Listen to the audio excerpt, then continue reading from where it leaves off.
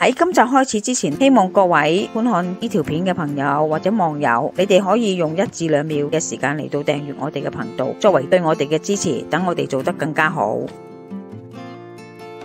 天時暑熱，即係唔係好想食飯呢？咁啊諗下有咩湯水可以解下暑啊！咁突然間咧就諗到煲個冬瓜粒湯。冬瓜粒湯咧，你可以有好多配搭嘅，可以落乾瑤柱、冬菇、瘦肉。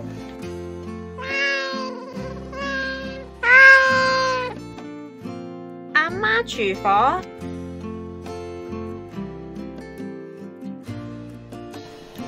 原貝有種咧海水鮮啦，豐富嘅蛋白質，咁對於滋陰啊好有幫助，都可以降血壓啦、降膽固醇。因為每人嘅手指有長短，叫你就好難睇得到。咁而家咧我就用作比較啊，放咗落去，啱啱遮住晒個一蚊，所以你可以知道有幾大粒。呢個已經係算細粒嘅。原貝嘅出產地咧好多，有日本啦、內地啦。如果你買原貝嗰時咧，你就問一問佢喺邊度出咯。日本嗰度出咧有中谷同埋有北海道。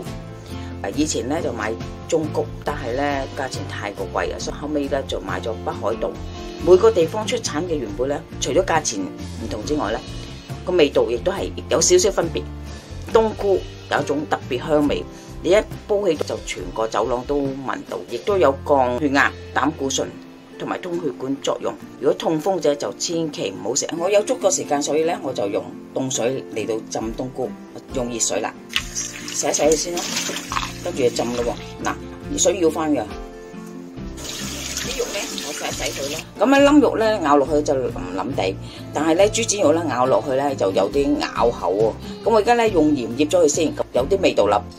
嗱，主角出場啦，就係呢個冬瓜。而家買冬瓜咧就去切開細一片片嚟買嘅。咁啊用剩嘅話，你咪可以留翻第日蒸冬瓜啦。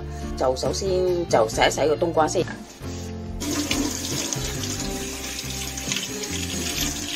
今次我哋咧係煲冬瓜粒湯，啲皮同埋個囊咧係唔要嘅，所以我哋切咗佢嘅。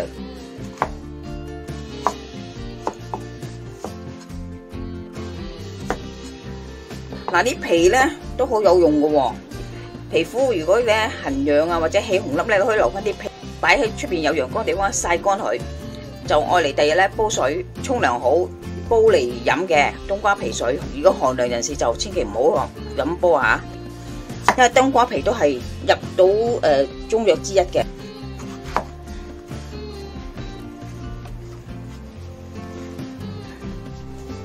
先切片，好切粒。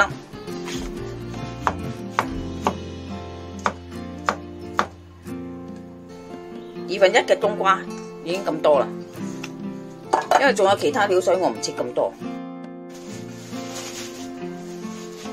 乾瑤柱啲細絲。冬菇都好快啦，呢啲係日本種嘅，內地種嘅。如果出邊咧可以冇日本冬菇噶，價錢係爭好遠嘅。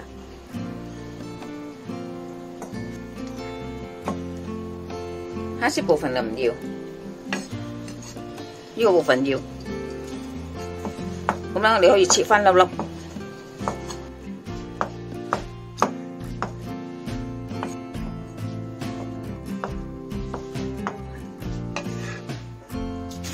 沖洗咗嗰啲鹽去先，豬展肉粒，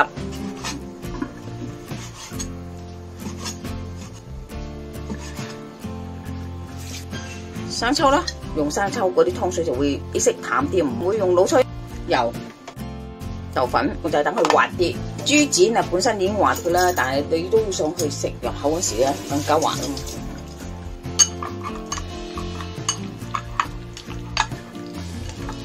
咁醃佢一陣間先，而家加啲清水落去先，1700 ml 水，放咗啲冬菇落去，乾瑤柱連埋啲水，咁有得去滾，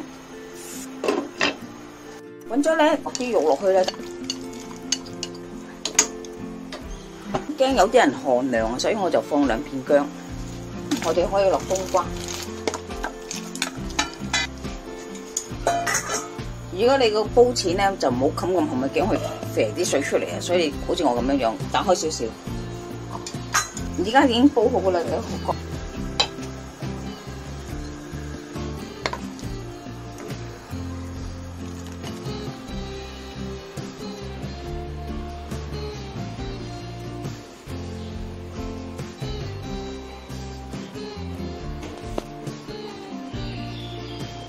今集已經差唔多啦，多謝各位嘅收睇。